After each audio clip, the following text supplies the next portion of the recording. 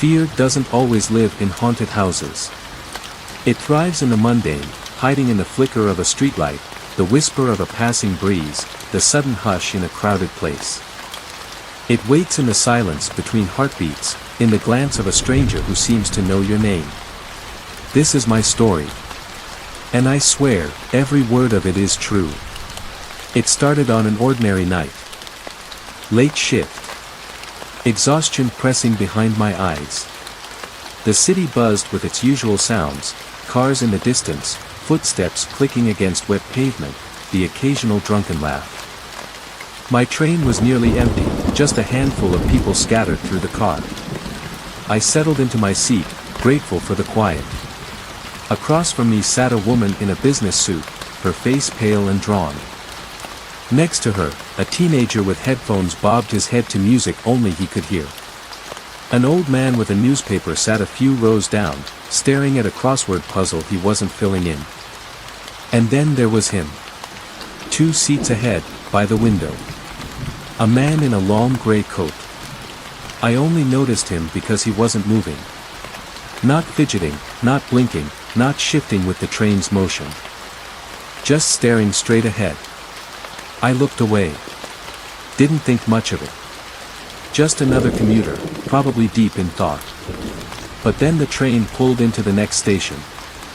The doors hissed open. A few people got off. The woman in the business suit. The teenager. The old man with his empty crossword. The train lurched forward again. I glanced around. It was just me now. And the man in the gray coat. The train rumbled forward, its fluorescent lights flickering overhead. The city blurred past in streaks of yellow and red. My eyes drifted back to the man in the gray coat. He hadn't moved. Not a single shift in posture, not a flicker of an eyelid.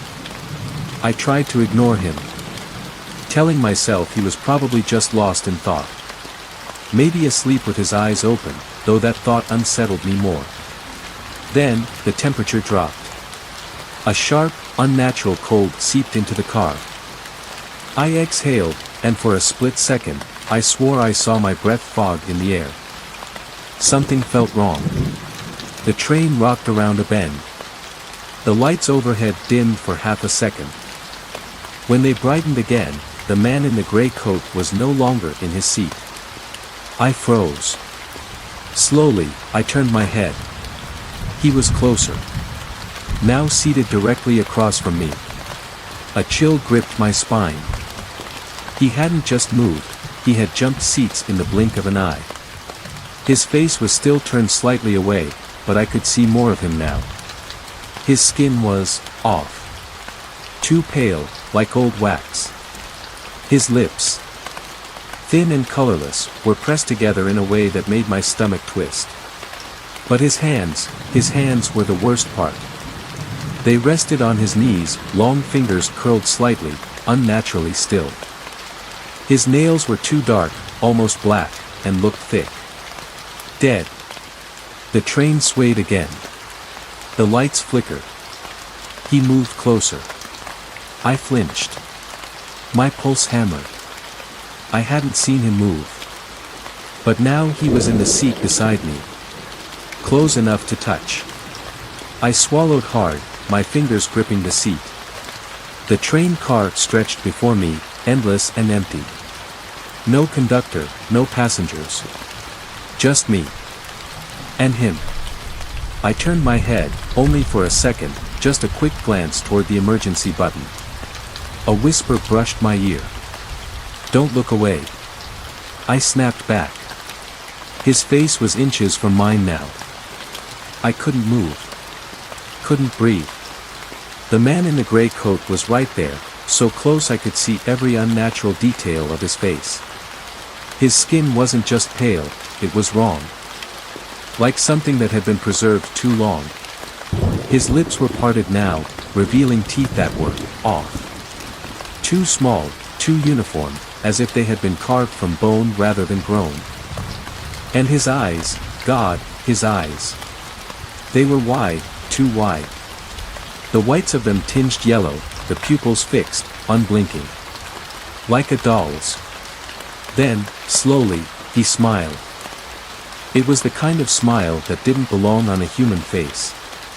A slow, deliberate stretch of lips that went just a little too far, revealing too many of those small, chalk-white teeth. My stomach churned. The train rumbled through the tunnels, the fluorescent lights flickering erratically. I willed myself to move, to shift, to do something. But my body was locked in place. A primal terror rooting me to my seat. Then, he leaned in. I felt the air shift, the unnatural cold tightening around me like fingers. His breath was stale, like old dust in something rotten. "You see me now," he whispered. The words didn't come from his mouth. His lips never moved. But the voice, deep, dry, and rasping, slid into my ears, coiling in my brain like a sickness. I shot up from my seat, my chest heaving. And then the train stopped. The doors hissed open, revealing a dimly lit platform. The sign above read Parker Station, but something was wrong. The platform was empty. No posters, no trash bins, no advertisements. Just tiled walls, stained with age, stretching into an eerie silence. I turned back.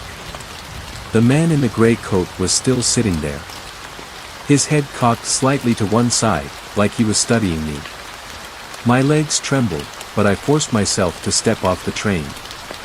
The second my foot hit the platform, the doors slammed shut behind me. I spun around, my heart hammering. The train didn't move. Through the window, I saw him still seated there, staring at me. The overhead lights flickered, once, twice. And then the train vanished. No sound. No movement. Just, gone. I stumbled back, my breath shallow. The platform stretched out in both directions. But the exits, where were the exits? There were no stairs. No escalators. Just walls. My chest tightened. This wasn't right. This wasn't real. A faint scraping noise echoed behind me. I turned.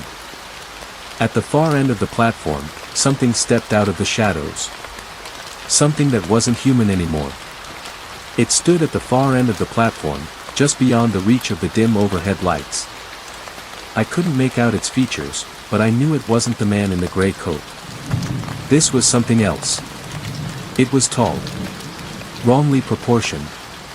Its head cocked at an unnatural angle. As if its neck had been stretched too far. Its limbs, too long, too thin, hung stiffly at its sides. And it was watching me. The scraping noise came again. I realized with a jolt that it wasn't coming from the creature itself, it was coming from the walls. Slowly, horribly, the tiles along the platform's edge began to peel away. Curling like old wallpaper. Beneath them was not concrete, not brick, but something alive. Dark, pulsing, wet. A mass of shifting shapes, like fingers pressing from the other side of a thin membrane. The creature at the far end took a step forward. I took a step back. I needed to get out. Now. But there were no stairs. No exits. Just the tracks, stretching into darkness. The lights flickered. When they came back on, it was closer. Less than 10 feet away now. I could see its face. Or rather, the lack of one. Where its eyes should have been, there were only sunken pits. Its mouth, if you could call it that, was a gaping tear in its flesh, as though something had once tried to carve an expression onto its face but had given up halfway through. The scraping noise grew louder. The walls were breathing now, the shifting mass beneath them pressing outward, desperate to break free. I turned and ran. I didn't think. Didn't hesitate. I jumped down onto the tracks, my hands scraping against the gravel. Cold. The metal rails were ice beneath my fingers. Behind me, I heard it move. Not walking, dragging itself. A wet, unnatural sound.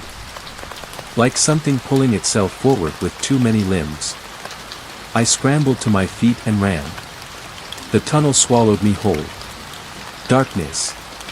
Only the distant glow of the platform behind me. I ran blind. Hands outstretched, gasping for breath. The air was thick, heavy, like breathing through damp cloth. Then. A voice. Wrong way. I stopped. The voice hadn't come from behind me. It had come from ahead. The darkness shifted. I wasn't alone. The voice had been low, rasping. Not loud, not aggressive, just there, sliding into my ears like something cold and wet. I stood frozen. My breath shallow. My heartbeat pounded in my ears. The air around me felt occupied. I strained my eyes, trying to make out anything in the suffocating blackness ahead.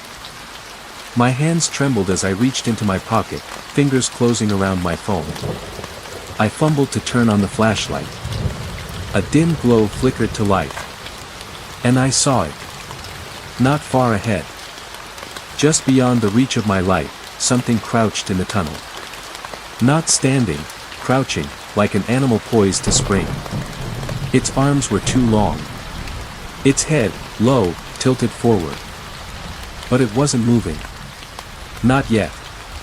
I swallowed hard, stepping back. A whisper rasped from the dark. You shouldn't be here. I spun around. The platform. It was gone.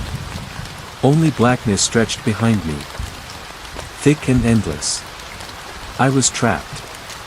The thing ahead of me shifted slightly, and my flashlight flickered. My pulse jackhammered. Then, without warning, it moved. It came fast. Faster than anything should. A blur of limbs, a scraping rush of sound, the slap of something wet against stone. I turned and ran. My legs burned, my breath hitched, but I didn't stop. Couldn't. The tunnel was tight, endless, the stale air pressing against my skin like damp cloth. My flashlight swung wildly in my grip, casting erratic beams of light against the walls. And behind me. That sound. A dragging, skittering, crawling sound. It was gaining.